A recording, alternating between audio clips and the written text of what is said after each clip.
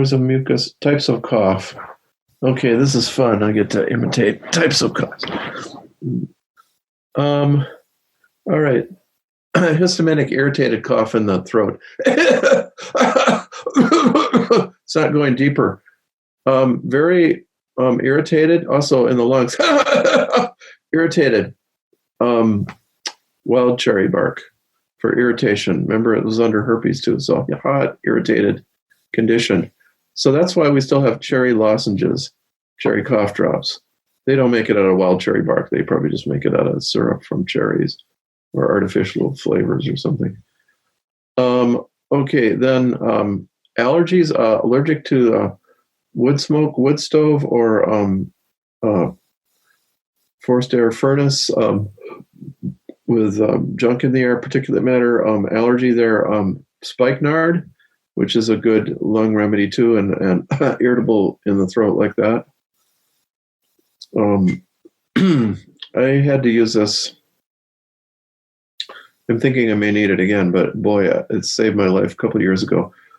Even in California, everywhere, like in Lake County, I was there. Like, yeah, it's like just the air dries out when it gets colder, and I mean, I'm pretty tough. I'm a Minnesotan, but I'd be there in the wintertime, and I'd get that dry cough just from things. I mean, California, nice environment, but problem there with drying out of the air in the wintertime all over the whole country. So that's a very valuable remedy. Spikenard. People make spikenard honey. They make it sometimes spikenard angelica honey. So that coats and soothes the right in here. Okay. Well, let's see. We'll do some locational too. Irritation of the trachea and the larynx, that's more calamus root. Calamus, they lose their voice and they feel brain fog. So and the name for it in Indian medicine in India is vaka, voice, to invoke, we would say. And in Chinese medicine, they say it reestablishes the bright yang of consciousness. So it's like, boom, when the mind is, head colds are, oh God, I can hardly think, and all saturated mind there, and then the throat's irritated, I can't talk very well. That can be calamus. Propolis, lose the voice. Oh, I can't talk. And then hot raw bronchitis. Hot raw bronchitis there for propolis. You just take a drop, put it on your tongue, under your tongue, just vaporizes. On your tongue, probably better, vaporizes. Just one drop at a time. If it's 10 times a day, whatever, just that, you can feel it go into your sinuses and all, soothing all through that. It doesn't combine in teas and tinctures. I mean, you got to buy it because it should be 87% alcohol, or you got to buy Everclear and make your propolis in that. I usually just buy it. So, Angelica also needs that 87%, but I make that myself. So I love it so much. From the root. I don't use the seeds. That's another technique. Root of the first year of Angelica. Okay, cough from the bifurcation in the tubes. Right in there. With that, feels like mucus is stuck on the tubes. I haven't had a case like this in 10 years, but garlic, that's specific for garlic. Now, garlic's just general antibacterial. So you got a bacterial infection, you got bacteria in your colon, bacteria in your digestive tract that's pungent. You can start eating bacteria, eating garlic, and it'll really go through your whole system and kill those little critters. And but you don't want to kill them real fast, and it's not like an antibiotic. So you're just helping the body keep, from getting too overwhelmed. But it has that specific thick, viscid mucus, hard to raise. Okay. Then you get into the lungs more, into the part of the lungs. Try to listen. Is it the cough in the upper, or is it in the lower? Okay, first thing, cough like a sponge, like you're squeezing out a sponge. And it's usually back to back. The old homeopaths say, like a saw going through a board, they mean an old-fashioned saw. You young people don't remember that. The sound of it. You poor people under the age of 35, you probably never saw a regular saw. Okay, I noticed they still are selling them, though. Let's see. So,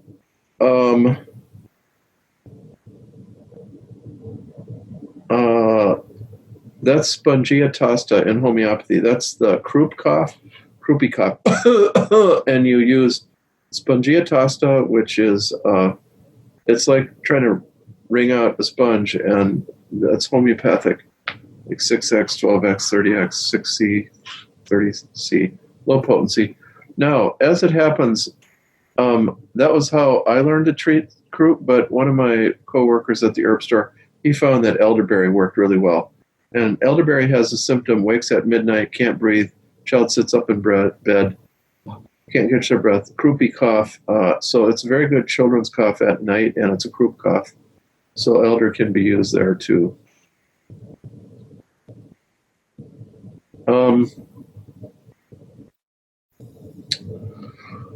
Okay. To my mind, like, you get a more chronic cough and the hairs wear off the mucosa up here in this area, and that can happen. Mullen, dried out, and the hairs are in a velvety cough. Or the voice, or tension in the throat. The tension in the throat. William Lasassier pointed that out too. Or just dry and feeling that velvety, that there's a problem there. Okay. Comfrey also is good for that. Comfrey I've used a couple times when people smelled, I don't even know if they bleach, things that burn their lungs like that. I haven't used it for California fires, but I would think then too, breathing very hot air or whatever. And so it singes in there, and comfrey, good. Let's see, then deeper. Okay, then you get what I call a disorganized cough reflex. Each time it hits different when it goes down there. See that mucus, the cough reflex should be aimed at that mucus, like, oh, I got it, I'm bringing it up. But instead it's like it's disorganized. It goes off to the side. You only see this in children and the elderly because it's a weak cough reflex or someone with a serious health problem. And the remedy for that from homeopathy is antimonium tartaricum, A-N-T period, T-A-R-T period, like 6X, 12X, 30X. Okay. You have paroxysmal coughing. That's when you can't stop, which is a little bit overlapping with that last one, but it's like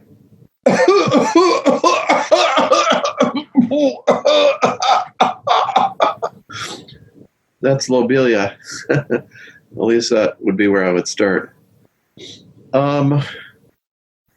Might be good with some wild cherry bark partly to make it taste better. And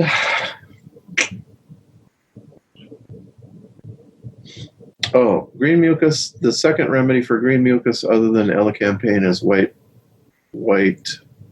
pine bark, or I use the needles, but I've only used that about one time in 10 years. It's so good. It's very good expectorant, very reliable. That's why it's still in the U.S. pharmacopoeia, because it's still made, because people rely on it. It really helps bring stuff up. It's resinous, like propolis. Those resins go in there, and the resins grab onto the mucus and just oof. Like, well, I know a few other coughs, I imagine, but I can't think of them right now. Anybody got a cough they want me to imitate? Anybody want to imitate a cough for us? We do have a question that How about Lee asked the lobelia cough? Is that a tickly type? Thanks. Oh, I'd say tickly is a little bit more like wild cherry bark. Yeah. Paroxysms like lobelia, it's like their lungs are all twisted up. Also, even on the tongue, you might see one half coated, the other not. One side swollen, the other not. Because there's disharmony. There's like not a balanced state. Thanks for joining us. If you are interested in learning more, you can visit our website at matthewwoodinstituteofherbalism.com. You can find all of our social links in the description below. Also, please subscribe to our channel so you can keep up with the latest videos.